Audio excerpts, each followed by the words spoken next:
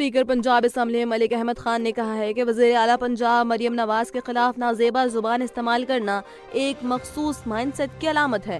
لاہور میں press conference میں انہوں نے بتایا کہ وزیر اعلیٰ کے ساتھ ایسے افراد اسمبلی میں آئے جن کے نام بھی ان کے پاس نہیں تھے، اور جب نام چیک کیے گئے تو دھکے دینے کی وارداتیں شروع ہو گئی۔ اسپیکر نے واضح کیا کہ پنجاب اسمبلی کا ہر فعل قانون کے تابع ہے اور اسمبلی میں شناختی کارڈ یا اجازت نامہ لازمی ہے۔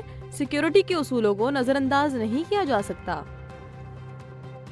جنوبی میکسیکو میں ٹرین پٹڑی سے اترنے کے حادثے میں 13 افراد ہلاک اور 98 زخمی ہو گئے۔ حادثہ نزاندہ کے علاقے میں اوکاسکا اور ویراکروز کو جوڑنے والی ٹرین کے موڑ سے گزرتے ہوئے پیش آیا۔ ٹرین میں عملے کے 9 ارکان سمیت 250 افراد سوار تھے، جن میں 139 افراد محفوظ ہیں اور 98 زخمیوں میں سے 36 زیر علاج ہیں۔ میکسیکو کے صدر کلاڈیا شینبام نے بتایا کہ زخمیوں میں کم از کم 5 کی حالت تشویشناک ہے۔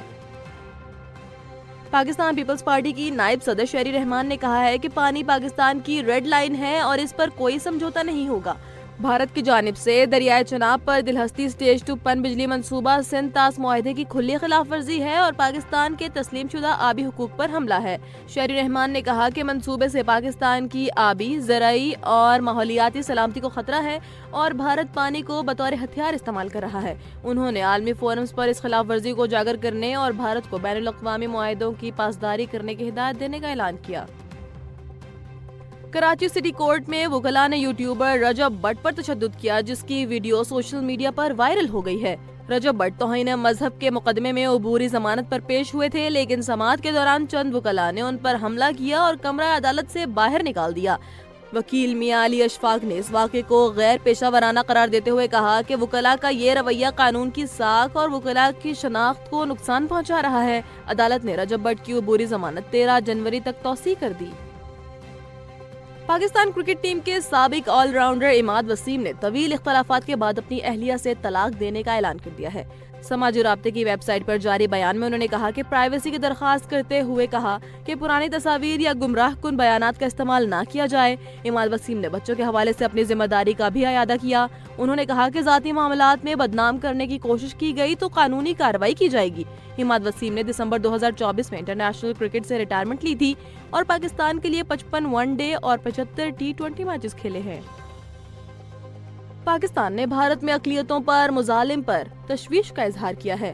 دفتر خارجہ کے ترجمان کے مطابق کرسمس کے موقع پر مسلمانوں اور عیسائیوں کے خلاف تشدد اور توڑ پھوڑ شدید تشویشناک ہے۔ محمد اخلاق لنچنگ کیس میں مجرموں کو بچانے کی کوششیں بھی بھارت میں خوف اور عدم تحفظ بڑھا رہی ہیں۔ پاکستان نے عالمی برادری سے مطالبہ کیا کہ بھارت میں اقلیتوں کے بنیادی حقوق کے تحفظ کے لیے فوری اقدامات کیے جائیں۔ ترکیہ کے سابق وزیر اعظم احمد داؤد اولو نے اسرائیل کی جانب سے صومالی لینڈ کو تسلیم کرنے کا امکان پر شدید تشویش کا اظہار کیا ہے۔ انہوں نے کہا کہ یہ اقدام مسلم ممالک کو کمزور کرنے اور انہیں ٹکڑوں میں تقسیم کرنے کی ایک منظم حکمت عملی کا حصہ ہے۔ احمد داؤد کے مطابق اسرائیل خلیج عدن سے بحیرہ احمر تک واقع بربیرا بندرگاہ تک رسائی حاصل کرنا چاہتا ہے، جس کے نتیجے میں مصر اور سعودی عرب جیسے اہم مسلم ممالک اس کے گھیراؤ میں آ سکتے ہیں۔ سابق ترک وزیر اعظم نے زور دیا کہ ترکیہ، مصر اور سعودی عرب کو مل کر امریکہ اور برطانیہ کی قیادت سے رابطہ کرنا چاہیے تاکہ اس ممکنہ خطرے کا بروقت ادراک کیا جا سکے۔ ان کا کہنا تھا کہ اگر بروقت اقدامات نہ کیے گئے تو تاریخ ان ممالک اور رہنماؤں کو ذمہ دار ٹھہرائے گی۔ وزیر اطلاعات و ثقافت پنجاب عظمہ بخاری نے کہا ہے کہ پنجاب بلدیاتی انتخابات کے لیے تیار ہے اور انتخابات کی تاریخ کا انتظار ہے۔ انہوں نے نجی ٹی وی پروگرام میں گفتگو کرتے ہوئے بتایا کہ مسلم لیگ نون نے حالیہ ضمنی انتخابات جیتے اور چاہتے ہیں کہ بلدیاتی انتخابات جلد ہوں تاکہ عوام کو واپسی کا راستہ دکھایا جا سکے۔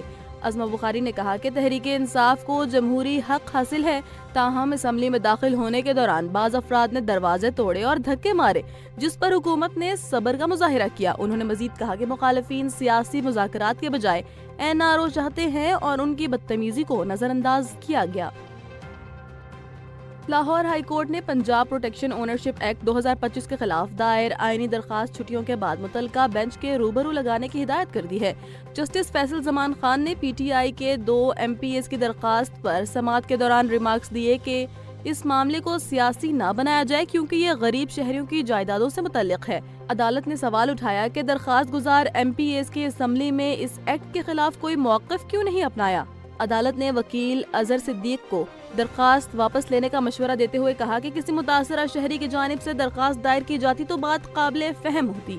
درخواست میں موقف اپنایا گیا کہ ایکٹ آئین سے متصادم ہے کیونکہ اس میں سول عدالتوں کا اختیار ختم، انتظامیہ کو عدالتی اختیارات دینا اور وکیل کے ذریعے پیشی کی اجازت نہ دینا شامل ہے۔ عدالت نے معاملہ آئندہ سماعت کے لیے مؤخر کر دیا۔ شمالی کوریا نے طویل فاصلے تک مار کرنے والے اسٹریٹجک کروز میزائل کا کامیاب تجربہ حاصل کر لیا جو اتوار کو ملک کے مغربی ساحل پر کیا گیا۔ سرکاری خبر رساں ایجنسی کے مطابق میزائل لانچنگ ڈرل کی نگرانی خود رہنما کم جونگ ان نے کی۔ کم جونگ ان نے تجربے پر اطمینان کا اظہار کرتے ہوئے کہا کہ بیرونی خطرات کے پیش نظر اقدام ملک کے دفاع کو مضبوط بنانے کے لیے ایک ذمہ دارانہ مشق ہے۔